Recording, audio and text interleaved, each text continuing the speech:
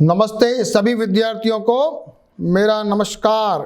आज हम शुरू करने जा रहे हैं सेशन नंबर 2 चैप्टर नंबर 14 और पिछले वाले में हम प्रश्नावली कर रहे थे 14.2 कर रहे थे। क्वेश्चन नंबर 4 तक हम कर चुके थे और बाकी के क्वेश्चन आपने किए होंगे।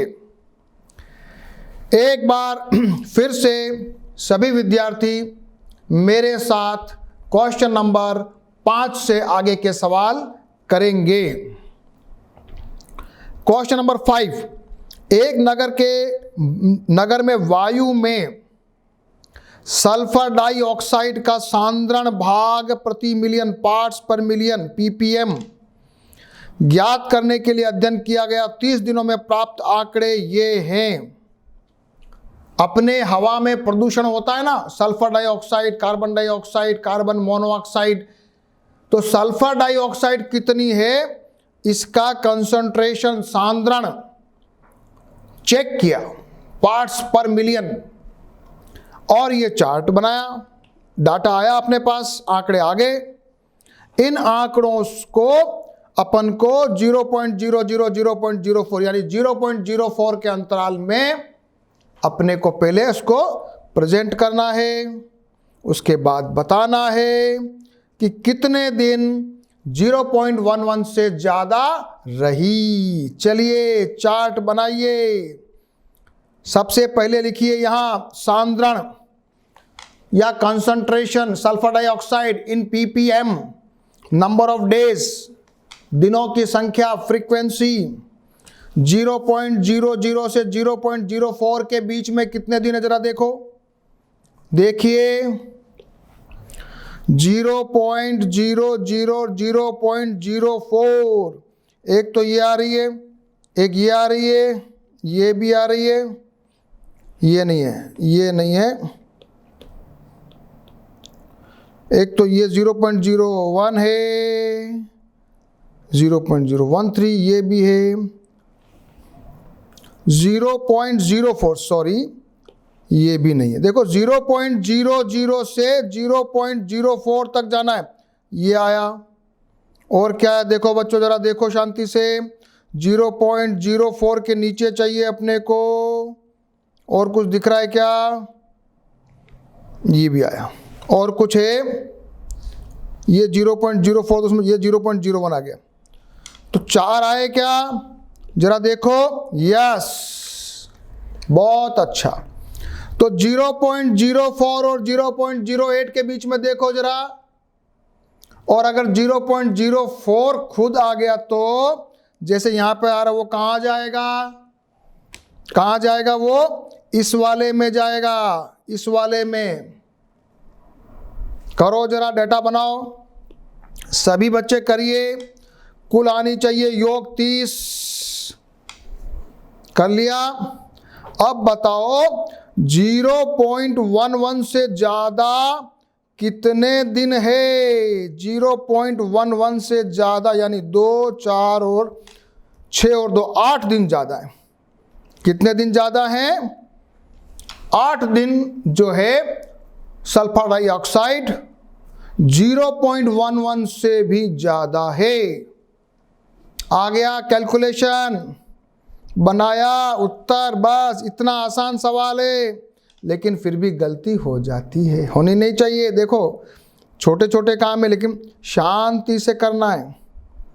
चार्ट बनाया, सभी ने बनाया, पहले से बना लिया था, चलो बहुत अच्छी बात है। क्वेश्चन नंबर 6 आ जाइए। 3 सिक्कों को एक साथ 30 बार उछाला। 3 सिक्के, प्रत्येक बार हेड कितनी बार आया? हेड और टेल आता है ना, हेड और टेल। हेड कितनी बार आया है ये अपन ने बनाया चार्ट। इसको भी बारंबारता बंटन सारणी में लाइए जल्दी से। चलो नंबर ऑफ हेड्स ना, इसमें यहाँ बारंबारता बंटन सारणी है, इसमें ग्रुपिंग नहीं है, वर्गीकरण नहीं है, सिंपल। 0 कितनी बार आया? एक बार हेड कितनी बार आया? 2 बार हेड कितनी बार आया? 3 बार हेड कितनी बार आया, बस कर लो। छोटा सा सवाल, छोटा सा उत्तर, लेकिन गलती नहीं होनी चाहिए, समझ में आना चाहिए। नंबर ऑफ हेड्स और कितनी बार आया उसकी संख्या।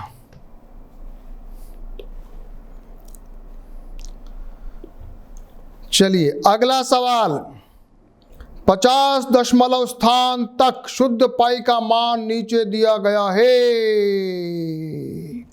50 दशमलव के स्थान तक दशमलव बिंदु के आने वाले 0 से 9 तक के अंकों को एक बारंबारता बंटन सारणी बनाइए। सबसे अधिक बार और सबसे कम बार कौन सा अंक आया है।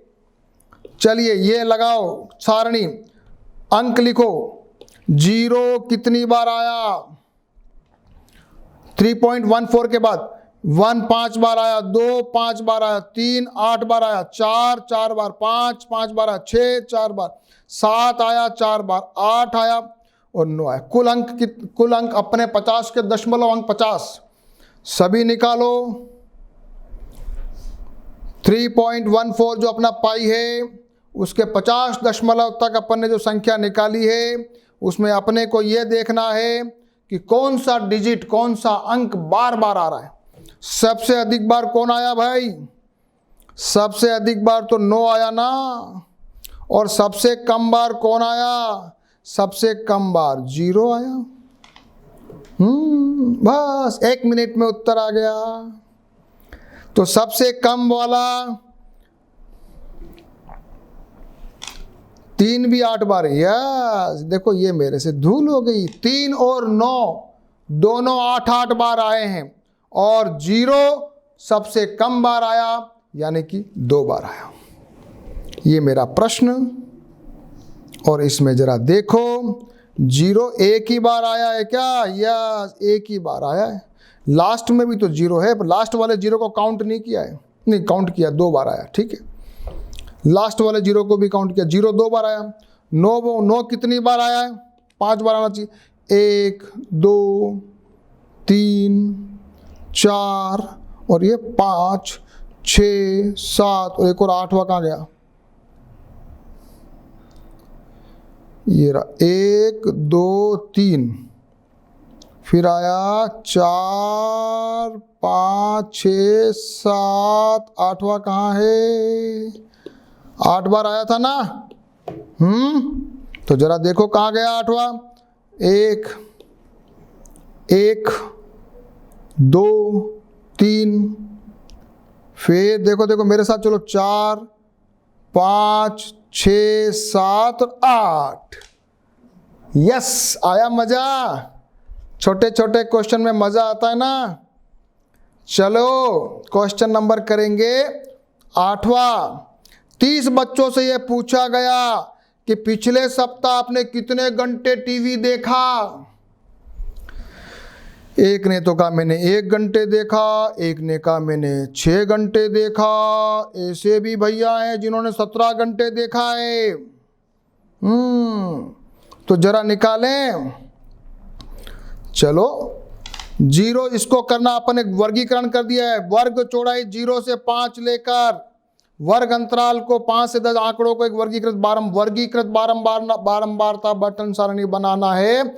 और कितने बच्चों ने सप्ताह में 15 या 15 से अधिक घंटे टेलीविजन देखा है। 0 से 5 घंटे वाले 10 बच्चे, 5 से 10 घंटे वाले 13 बच्चे, और 10 से 15 घंटे वाले 5 बच्चे, और 15 से भी ज़्यादा वाले 2 बच्चे हैं। कुल 30 बच्चों के अपन ने लिया। तो क्या पूछा है, 15 या उससे अधिक घंटे वाले बच्चे, 15 या उससे अधिक वाले तो 2 बच्चे, 2 बच्चे।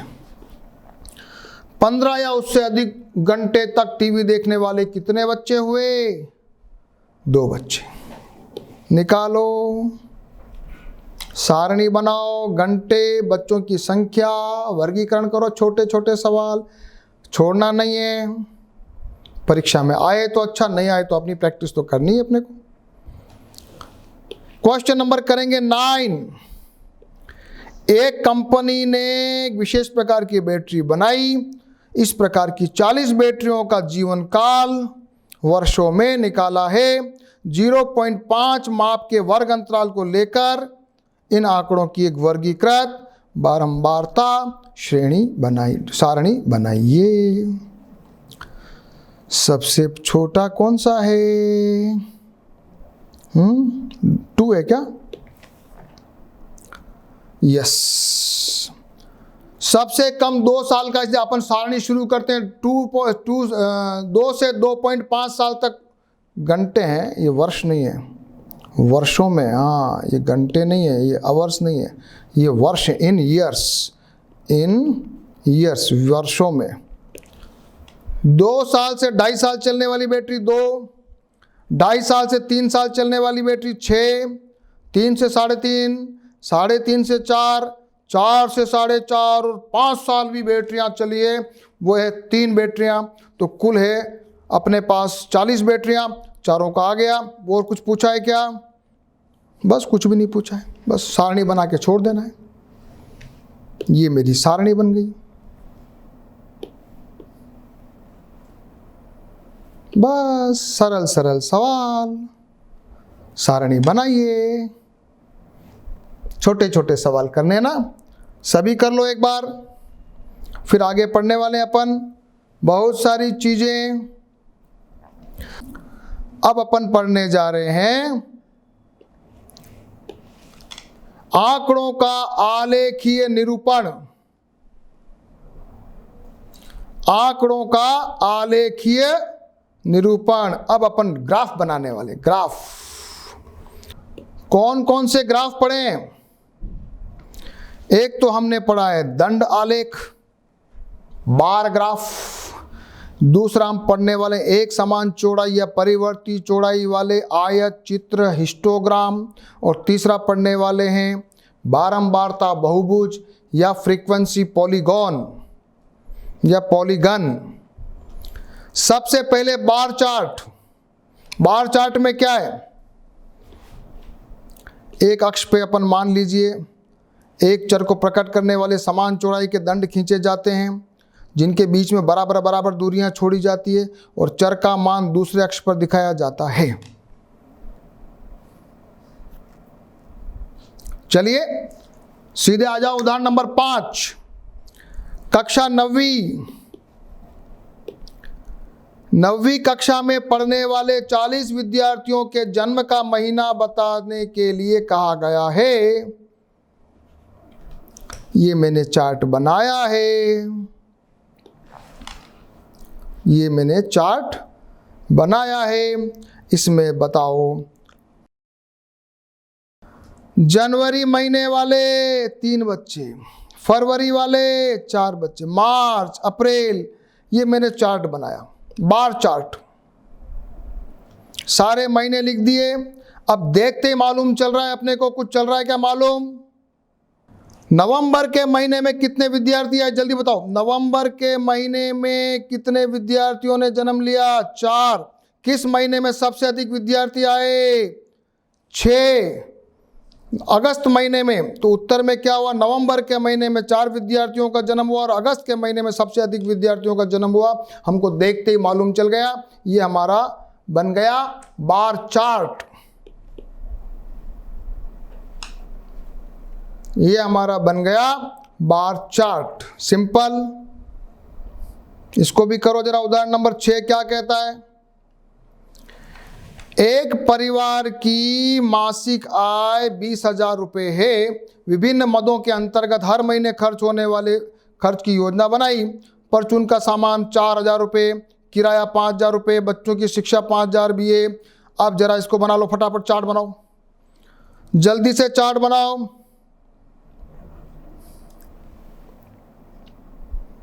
दंड आलेख बनाइए। दूसरे स्तंभ में 1,000 रुपये में होगा।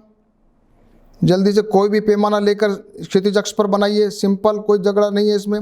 ये जो पैमाना है इसका कोई मतलब नहीं है, कितनी भी मोटाई हो सकती है, लेकिन एक जैसी होनी चाहिए और दोनों के बीच में गैप छूटना चाहिए। हाँ, ग्रोसरी में कितने पैसे खर्च हुए, 4,000, ये 1,000 यहाँ वाई एक्स पे ले लिया। किराया 5,000, शिक्षा पे भी 5,000, दवाइयाँ 2,000, ईंधन पे भी 2,000, मनोरंजन पे 1,000 और अन्य खर्च भी 1,000। सिंपल बार चार्ट सभी ने 8th क्लास में पढ़ा है, बनाइए एक बार। इधर ले लिया अपन ने ऐसा, बस एक एक चार्ट के नीचे वैल्यू लिख दी, किसका वर्णन है, और ये 1,000। एक झलक में देखते ही मालूम चलता है भाई साहब आपका किराया का खर्चा बहुत ज्यादा है। ग्रोसरी पर किया गया खर्च दवाइयों पर किए खर्च का 2 गुना है।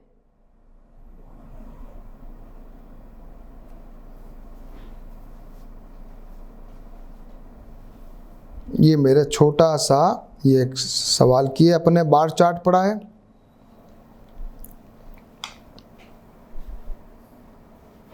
बनाइए सभी एक बार अपने ग्राफ पेपर पे, छोटा छोटा एग्जाम्पल करेंगे फिर अपन सवाल करने वाले हैं। अब दूसरा आता है आयत चित्र, जिसको कहते हैं हिस्टोग्राम। यह संतत वर्ग अंतरालों के लिए प्रयुक्त दंड आलेख की भांति निरूपण का एक रूप है। जहां संतत है यानी कंटिन्यूअस है, वहां पर अपन को ये आयत चित्र का इस्तेमाल करते हैं। संतत वैल्यू दे रखी है, सामने विद्यार्थियों की संख्या दे रखी है, जल्दी जल्दी बनाइए। 30 से 35 वैल्यू कितनी है, 30 से 35 9 विद्यार्थी, 30 से 35 9 विद्यार्थी, तो ये मेरा 8 और इसके पीछे 9 आ गया। 35.5 से 40.5 6 विद्यार्थी, ये आ गया मेरा 6।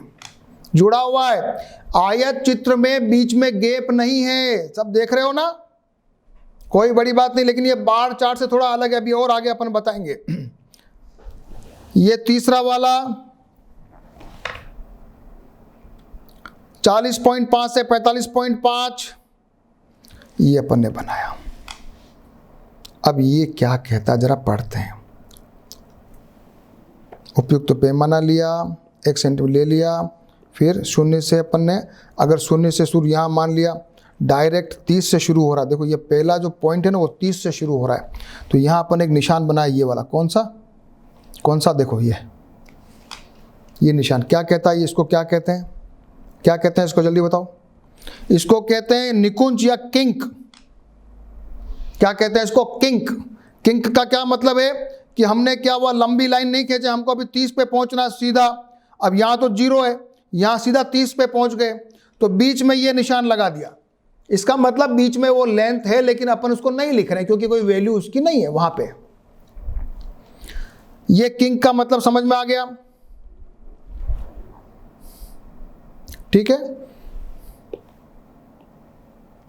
बारंबारता को सेट किया, अधिक कोई पैमाना ले लिया अपन ने, ऊर्ध्वाधर वाई एक्सिस पे कोई भी एक पैमाना ले लो, और समान वर्ग अंतराल, समान चौड़ाई के संगत वर्ग अंतरालों की बारंबारताओं की लंबाई मानकर आयताकार दंड बनाए। इस प्रकार जो आलेख प्राप्त होता है उसकी आकृति 14.3 में दिखाई गई है। ये बना आयत चित्र। ध्यान दीजिए कि क्रमागत आयतों के बीच में कोई रिक्त स्थान नहीं है, इसलिए परिणामी आलेख ठोस आकृति के समान दिखाई पड़ती है। इस आलेख को आयत चित्र या हिस्टोग्राम कहा जाता है, जो कि संतत वर्गों के वाले वर्गीकृत बारंबारता बंटन का एक आलेखीय निरूपण होता है। दंड आलेख के विपरीत इसकी रचना में दंड की चौड़ाई की एक महत्वपूर्ण भूमिका होती है। अब ये नई चीज आई है, इसमें जो बार है ना उसकी चौड़ाई भी बदलेगी। यहां तो नहीं बदली, यहां नहीं बदली, अब आगे बदलेगी। क्यों नहीं बदली? क्योंकि यहां वर्ग अंतराल समान था, सब में 5-5 का डिफरेंस था। अब ऐसा सवाल करते हैं जहां पर अंतर भी अलग अलग हो। यहाँ 0 और 20 में 20 का अंतर, यहाँ 10 का अंतर, यहाँ 10 का अंतर, यहाँ 10 का अंतर, यहाँ 10 का अंतर, यहाँ 10 का अंतर, यहाँ 30 का अंतर। अब क्या करें, अब क्या करें? ये तो समान अंतराल नहीं है। उदाहरण नंबर 7 पे आ जाओ। एक अध्यापिका 2 सेक्शनों के विद्यार्थियों का विश्लेषण 100 अंकों की परीक्षा लेकर करना चाहती है।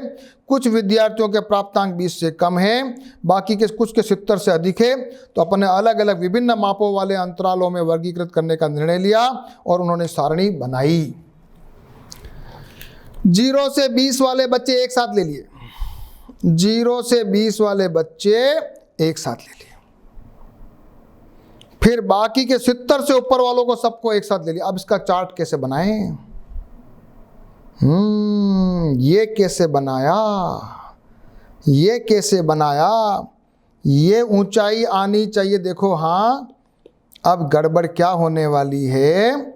यहां आपने कहा 7, 0 से 20 कहा 7, मैंने भी ले लिया 7। 0 से 20 का अंतराल में आपने कहा 7 बच्चे, मैंने 7 पे मार्किंग कर दिया। आपने कहा 70 से ऊपर ज्यादा 8 बच्चे, तो मैंने 70 से ऊपर 8 बच्चे ले लिए। सही है कि गलत है? सही है कि गलत है? हिस्टोग्राम में क्या ऐसा होता है, यह सीखने वाली बात है। अंतराल जब ज्यादा हो जाता, अब क्या खेल है इसमें कि जो आयत का क्षेत्रफल है ना बच्चों, आयत का क्षेत्रफल, अब ये क्या करना है अपने को? देखो, हम पहले बता चुके हैं कि आयतों का क्षेत्रफल आयत चित्र की बारंबारताओं के समानुपाती होते हैं। तो यहां जब, क्योंकि सभी आयतों की चौड़ाइयां समान थी, क्योंकि यहां आयतों की चौड़ाइयां बदल रही है, हाँ, 70 से 100 में बारंबारता का जो चौड़ाई है वो ज्यादा है, अतः आयतों की लंबाई में कुछ परिवर्तन करने की आवश्यकता है।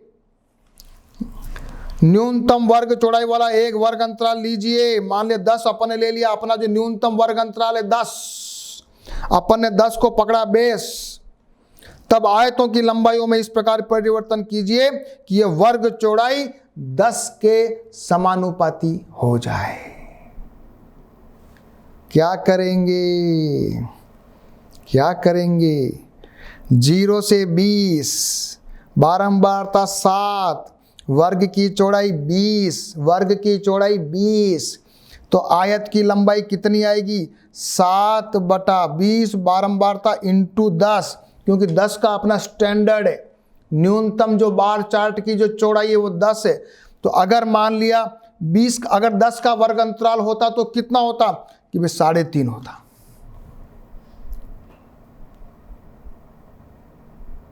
आई समझ में?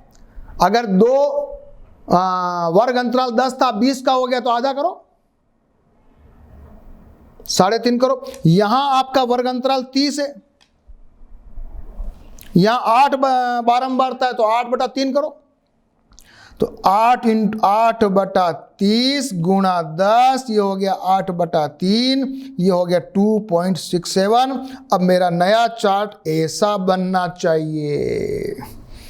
ये तुम्हारा सही हिस्टोग्राम है। सीखा कुछ? आया कुछ मजा के नहीं आया?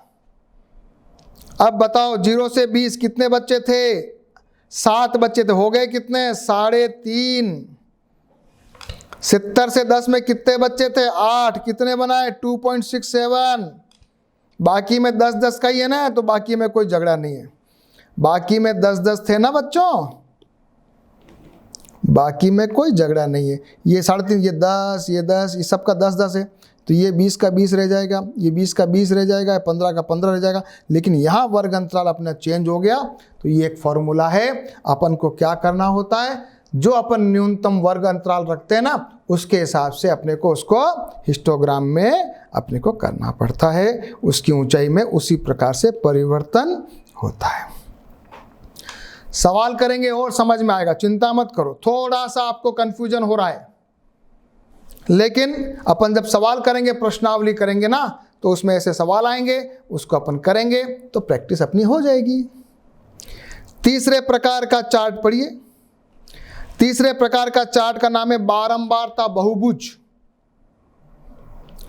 बारंबारता बहुभुज ये कैसे होता है भाई? इसमें क्या करना है? जो अपना बार चार्ट बनाया ना, बार चार्ट, उसके मध्य बिंदु, ये मध्य बिंदु, ये मध्य बिंदु, ये मध्य बिंदु, ये मध्य बिंदु, ये मध्य बिंदु, ये मध्य बिंदु, बार चार्ट का मध्य बिंदु, और एक पीछे वाला भी एक वहां पर जीरो की तरह मध्य बिंदु, और आगे वाले अंतराल का भी एक मध्य बिंदु।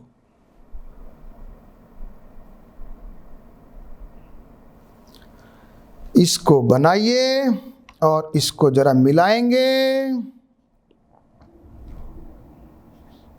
ये मेरे बनेगा, इसको हम बोलेंगे बारंबारता बहुभुज पॉलीगन। जरा देखो क्या लिखा है। मात्रात्मक आंकड़ों में उस बारंबार निरूपित करने की अन्य विधि भी है। इसको बहुभुज का अर्थ समझने के लिए आइए आयत चित्रों को लें, इनके मध्य बिंदुओं को रेखाखंडों से जोड़ देते हैं। बहुभुज को पूरा करने के लिए अपन नीचे वाले जो है ना, पीछे वाले भी शून्य के बाद वहाँ एक नीचे जो जमीन ये है ना अक्ष पर, अक्ष वाले भी बिंदु ले लेते हैं, तो बहुभुज अपना पूरा हो जाता है। तो क्रमशः वो बिंदु ए और एच हैं। इस प्रकार से A B C D E F G H एक फ्रीक्वेंसी पॉलीगन बना। न्यूनतम वर्ग से के पहले उच्चतम वर्ग के बाद कोई वर्ग नहीं है, फिर भी शून्य बारंबारता वाले दो वर्ग अंतरालों को बढ़ा देने से बारंबारता बहुभुज का क्षेत्रफल वही रहता है जो आयत चित्र का क्षेत्रफल है। ठीक है, इस क्षेत्रफल में परिवर्तन नहीं आता है। अब अपन करने वाले हैं उदाहरण नंबर 8। एक परीक्षा में एक कक्षा में 51 विद्यार्थियों द्वारा 100 में से प्राप्त किए गए अंक दिए हुए हैं। इस बारंबारता बंटन सारणी के संगत बारंबारता बहुभुज बनाइए। कुछ भी नहीं करना है, 0 से 10, 5, 10 से 20, फटाफट बार चार्ट खींचो या हिस्टोग्राम खींचो जल्दी से। हिस्टोग्राम फटाफट, 0 से 10 सारे अंतराल सेम है, कोई गड़बड़ नहीं है। 0 से 10, 10, 20, 20, 30 सब सेम है, कोई दिक्कत नहीं है। फटाफट 10-10 के अंतराल में खींच लो। एक्स एक्सिस पर, वाई एक्सिस पर रख दो 1 से लेकर 10 तक, 1 से लेकर 10 तक वाई एक्सिस खींच दिया। ग्राफ ले लो फटाफट, आसान है। बार चार्ट बनाओ, सबके मध्य बिंदु उठाओ, मध्य बिंदु मध्य बिंदु मध्य बिंदु मध्य बिंदु मध्य बिंदु ले लो। इधर वाले का आगे का मध्य बिंदु और पीछे वाले का एक, अगर 0 है तो -10 तक चले जाओ, बना दो, खींचो 1 2, ये इसको मिलाते जाओ। ये तुम्हारा बन गया बारंबारता बहुभुज। काम हो गया। क्षैतिज अक्ष तक बढ़ाते हैं। एक पीछे की तरफ एक काल्पनिक वर्ग अंतराल -10 तक चले जाते तो -0.5 एक बिंदु मिल रहा है अपने को, और आगे भी अपन को एक बिंदु लेना है, अंतिम वर्ग के लेना है। तो ये सारे पॉइंट ले लिए अपन ने। एक पॉइंट अपन ने लिया इधर वाला, एक पॉइंट लिया इधर वाला, बस ये सीखना है, कुछ नहीं करना है। पीछे भी एक अपने को मध्य बिंदु लेना है, उधर भी एक मध्य बिंदु लेना है। अब अगला एक और, आयत चित्र बनाए बिना ही क्या अपन बारंबारता बहुभुज बना सकते हैं? इसके लिए आंकड़ों में प्रयुक्त वर्ग अंतरालों के मध्य बिंदुओं की आवश्यकता पड़ती है। तो वर्ग अंतरालों के मध्य बिंदु को क्लास मार्क यानी मध्य बिंदु या वर्ग चिन्ह कहा जाता है। अब कोई कहे कि भाई साहब मेरे को नहीं बनाना, ये बार चार्ट आयत चित्र बनाना ही नहीं, मेरे को हिस्टोग्राम, मेरे को डायरेक्ट फ्रीक्वेंसी पॉलीगन चाहिए, बारंबारता बहुभुज चाहिए, क्या करो बताओ? अब अपने को मध्य बिंदु निकालना है, सिंपल सी बात है। जब मध्य बिंदु निकालना है तो क्या करो? मध्य बिंदु निकालना है तो जो अपनी क्लास है उसमें ऊपर वाला है और नीचे वाला, जो जैसे मान लिया जो ये ग्रुप है ना, ये वाला ग्रुप, मान लिया 0, छोटा वाला मान लिया या 0 है, तो बड़ा वाला 10 है, तो 0 + 10/2, बीच का पॉइंट क्या 5, ये मान लिया 70 है, तो 70 + 80, 70 + 80 /2, 75। बस क्या बड़ी बात है। इसको बोलते हैं वर्ग चिन्ह। क्या बोलते हैं इसको? वर्ग चिन्ह ले लो, क्या बड़ी बात है। क्लास मार्क, कंफ्यूज मत हो, कंफ्यूज मत हो, वर्ग चिन्ह से कंफ्यूज नहीं होना है। क्लास मार्क, लोअर लिमिट और अपर लिमिट। चलो उदाहरण नंबर 9 करेंगे, सीधा समझ में आ जाएगा। उदाहरण नंबर 9 आ जाओ। एक वर्ग के नगर में निर्वाह खर्च सूचकांक कॉस्ट ऑफ लिविंग इंडेक्स बनाया है। 140, 50 सब में 10-10 का अंतर है। ठीक है, चलो। और ये सप्ताह की वो ले रखी है, अपन को निकालना है बिना आयत चित्र बनाए, बिना बारंबारता बहुभुज। सबसे पहले मध्य बिंदु, सबसे पहले मध्य बिंदु, सबके मध्य बिंदु लो। 140 और 150 के बीच 145, 155, 165, 175, 185, 195। क्या बड़ी बात है इसमें? मध्य बिंदु, लोअर लिमिट और अपर लिमिट को जोड़ के 2 का भाग लगा दो, ये आ गया। बस फिर बनाओ पॉइंट, करना क्या है। और एक इधर अपना ये 140 और 145 तो आ रहा है, तो एक पीछे वाला भी लेना है अपने को।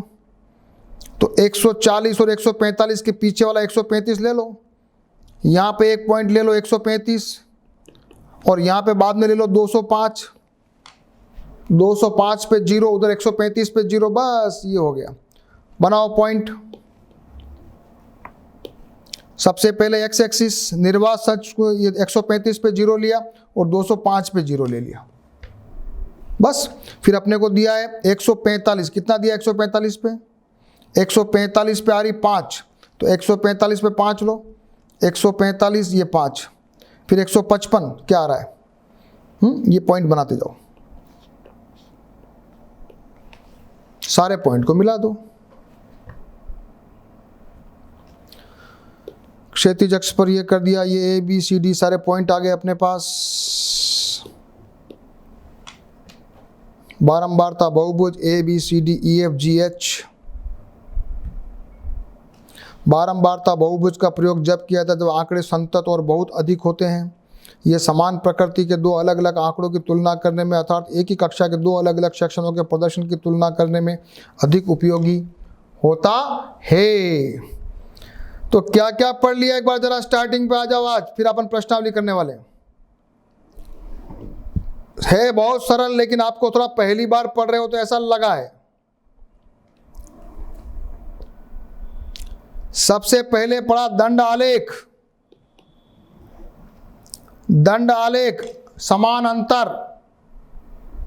एक्स एक्सिस पे अपन ने कोई वैल्यू रखी और उसकी जो फ्रीक्वेंसी है, वैल्यू है, मान है, वो अपन ने वाई एक्सिस पे रखा और उसकी ऊंचाई के अनुपात पे समान चौड़ाई के बार बनाए, दंड बनाए, दूरी भी समान है।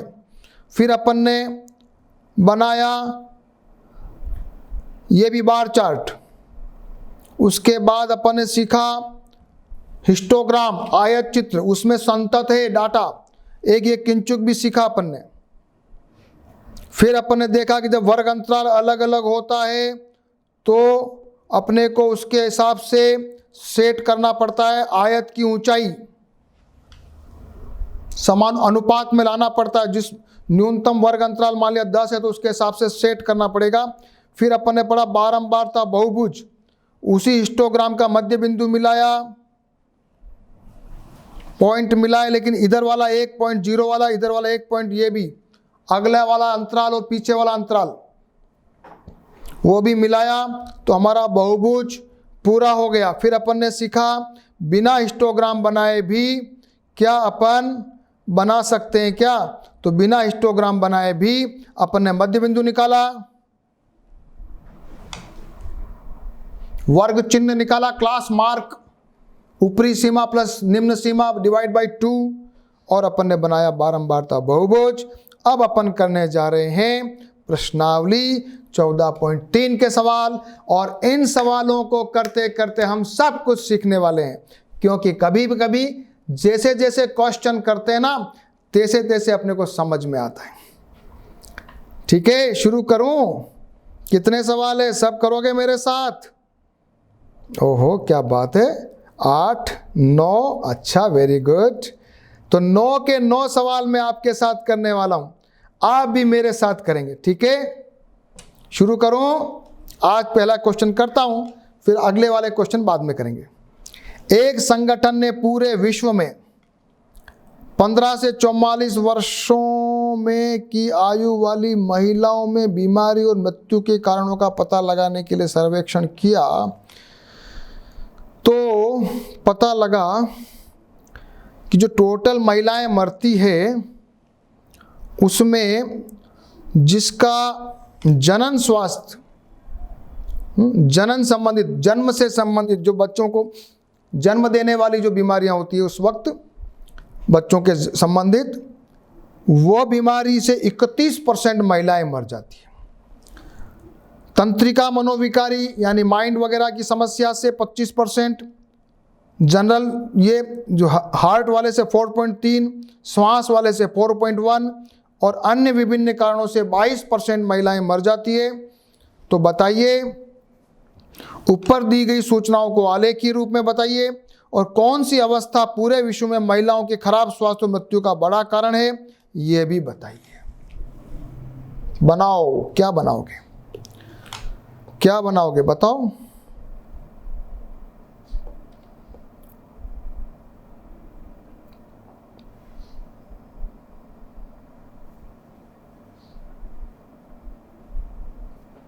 प्रश्न क्रमांक 1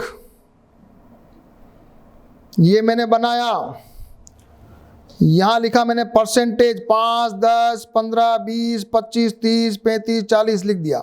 यहां मैंने ब्लॉक बना दिए बराबर चौड़ाई के। जिनको बच्चों के जनन संबंधित समस्या है वो कितने परसेंट है, 31.8। तो ये मैंने, यहाँ मेरे पास ग्राफ नहीं है लेकिन आपके पास ग्राफ है, आप एग्जैक्ट निकालना। 31.8। न्यूरो संबंधित समस्या वाले कितने, 25.4। तो ये 25.4, बस ये बनाया चार्ट। अब बताओ ज्यादा डेथ किससे हो रही है, ज्यादा डेथ किससे हो रही है, ज्यादा डेथ हो रही है जनन संबंधित समस्या से। तो जनन संबंधित समस्या से ज्यादा डेथ हो रही है, क्या कारण है उसका, अपनी अध्यापिका से डिस्कस करना है, क्या कारण है। कारण है उसका मेडिकल सुविधा का अभाव और उनको सही समय पर डॉक्टर के पास नहीं पहुंच पाने का कारण। ये एक सवाल, ये सभी बच्चे चार्ट बनाएंगे, करो सॉल्व, बहुत इजी क्वेश्चन। सभी अपने अपने ग्राफ खोलिए और इस पे बनाइए, नीचे लिख देना सभी कारण। मैंने अंग्रेजी में लिखे, आप हिंदी में लिख सकते हैं। लिखो क्वेश्चन नंबर 1। क्वेश्चन नंबर करेंगे 2 कर लेते हैं, चलो आ जाओ। भारतीय समाज में विभिन्न क्षेत्रों में प्रति 1000 लड़कों पर लड़कियों की संख्या दे रखी है। अनुसूचित जाति में लड़कियां 940 प्रति 1000 लड़के, अनुसूचित जनजाति में 970, ओबीसी में इतने, पिछड़े जिले में इतने, जो जिले पिछड़े नहीं है उनमें तो कम है लड़कियां। गांव में 930 है, शहरों में तो और कम लड़कियां हैं। यानी कि जितने ज़्यादा फॉरवर्ड है लड़कियों की संख्या कम हो रही है। तो जरा इसका भी चार्ट बना लेते हैं, आ जाओ। ये बनाया चार्ट, यहां से मैंने एक किंचुक लगा दिया, किंक। यहां से मैंने 910 से शुरू किया, 910, 920, 930, क्योंकि मेरी गाड़ी 900 से शुरू हो रही है तो मैं नीचे के क्यों बनाऊं। 910 से शुरू किया, फिर SC, ST, OBC, backward district, forward district, rural, urban सबका बनाया। देखो 940 SC है, 970 ST है, OBC वाले 920 हैं, 950 पे हैं बैकवर्ड डिस्ट्रिक्ट, नॉन बैकवर्ड में तो और कम है, जो गांव में 930 है और शहरों में तो 910 है। ज़्यादा रिजल्ट निकालो बच्चों, क्या रिजल्ट आया। रिजल्ट ये आया कि ST के अंदर लड़कियों की संख्या लड़कों की संख्या की तुलना में काफ़ी अच्छी है, और जहां पढ़े लिखे लोग हैं, अर्बन है, शहरी क्षेत्र है, वहां पर कम है। तो इसका निष्कर्ष अपन ने निकाला, ये मैंने बनाया चार्ट। ठीक है, तो क्वेश्चन नंबर 2 हो गया। बाकी के क्वेश्चन नंबर 3 और आगे के सवाल अपन फिर अगली क्लास में करेंगे, और अगला भी पार्ट पढ़ने वाले हैं, सारे चार्ट बनाएंगे। अभी तक मैंने तीनों प्रकार के आपको जो ग्राफ पढ़ाए हैं वो जरा सीखेंगे, और उनको उदाहरण को भी हल करने की कोशिश करेंगे। क्वेश्चन नंबर 3 से आगे के ग्राफ अपन बनाएंगे। ठीक है बच्चों, नेक्स्ट क्लास में।